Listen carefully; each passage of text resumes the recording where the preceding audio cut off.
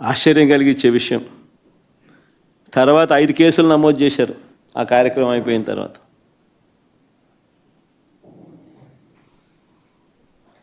Cinema డైలాగుల్ని పోస్టర్లుగా పెట్టినందుకు 2 రిమాండ్కు పంపారు.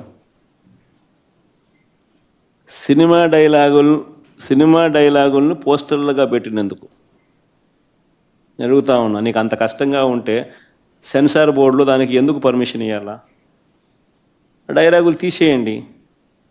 ఇంకా బాలకృష్ణ సినిమాలు, ఆ పవన్ కళ్యాణ్ సినిమాలు చూస్తే ఇంకా పెద్ద పెద్ద డైలాగులు కనిపిస్తాయి. నాకు ఇప్పుడే ఇక్కడికి వచ్చి ప్రెస్ మీట్కి ముందు శ్రీహరి నాకు చూపించినట్టు కొన్ని డైలాగులు, ఆ సినిమా డైలాగులు, వాళ్ళ సినిమా డైలాగులు చూస్తే ఇంకా దారుణమైన డైలాగులు. నీకు డైలాగులు నచ్చకపోతే సెన్సార్లు తీసేయండి. సెన్సార్ బోర్డు ఎందుకు పర్మిషన్? సెన్సార్ బోర్డు ఉండేది ఎందుకు? అంతేగాని ఆ సినిమా డైలాగులు సినిమా వచ్చిన తర్వాత, రిలీజ్ అయిన తర్వాత ఆ సినిమా డైలాగులు, ఆ సినిమాలో మంచి పాటలు ఉంటే ఆ మంచి పాటలు అవన్నీ న్యాచురల్గా ప్రసిద్ధి చెందుతాయి. ఆ సినిమాలో మంచి పాట ఏదైనా ఉంటే ఆ మంచి పాట పాడినా తప్పే అంటావు. ఆ సినిమాలో ఏదైనా మంచి డైలాగులు ఏదైనా వీళ్ళకి నచ్చితే ఆ నచ్చిన డైలాగులు వీళ్ళు పోస్టర్లుగా పెట్టినా తప్పే, వీళ్ళు మాట్లాడినా తప్పే, వాళ్ళు చేసిన యాక్షన్లు వీళ్ళు చేసినా తప్పే.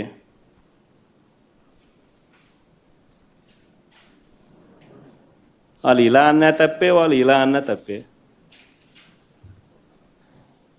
ఎందుకు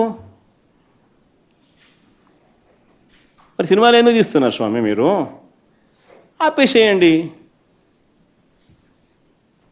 మూసేయండి. ప్రజాస్వామ్యంలో ఉన్నామా లేదా అన్నది నిజంగా ఆలోచన చేసుకోవాలి మనం అంతా. ఇలాగొచ్చే నష్టపోయింది. అదే సినిమా డైలాగులు రాసుకున్నాడు, పాట పాడితే పాడినాడు, డైలాగులు కొడితే కొట్టినాడు. ఇలాగొచ్చే నష్టమైంది అంటాను నేను. గుమ్మడికాయలు దొంగంటే భుజాలు తడుముకున్నట్టుగా ప్రతిదీ కూడా వాళ్ళు ఏమన్నా కానీ నిన్నే అన్నట్టుగా నువ్వెందుకు బాధపడతా ఉండవు?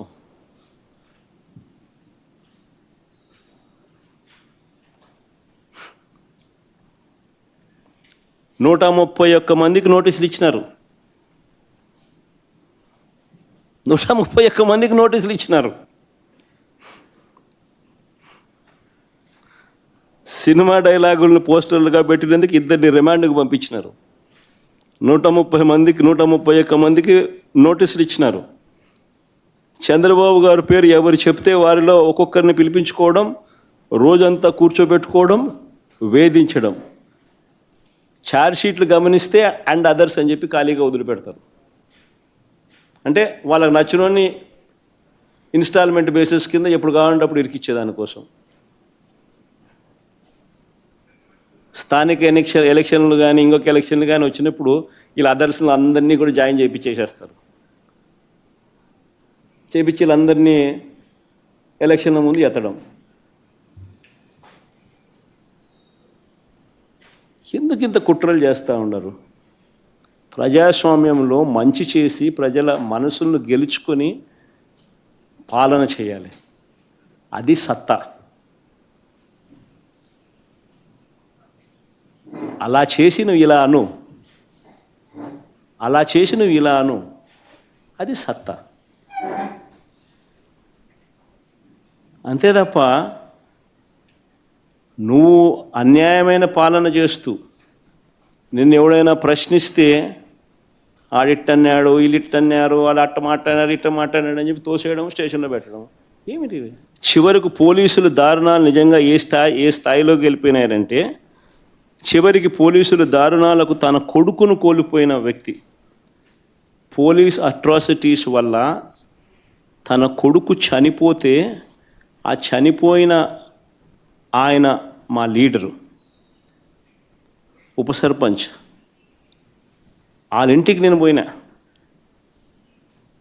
ఆ పెద్ద ఆయన్ను పరామర్శించేందుకు. ఎంతటి దారుణం అంటే, పోలీస్ అట్రాసిటీస్ వల్ల చనిపోయిన వ్యక్తిని బెట్టింగ్ కేసులో చనిపోయినారని బెట్టింగ్ బ్యాచ్లో పెట్టేసినారు. అంటే ఉప సర్పంచ్ బెట్టింగ్ అంట. ఏమన్నా పద్ధతి దొంగ కేసులు పెట్టడంలో కూడా? నిజంగా చంద్రబాబు నాయుడు ఇంత మానవత్వం మర్చిపోయి చంద్రబాబు నాయుడు అనే వ్యక్తి తానే మాట్లాడుతూ ఉన్నాడు ఈ మాటలన్నీ కూడా.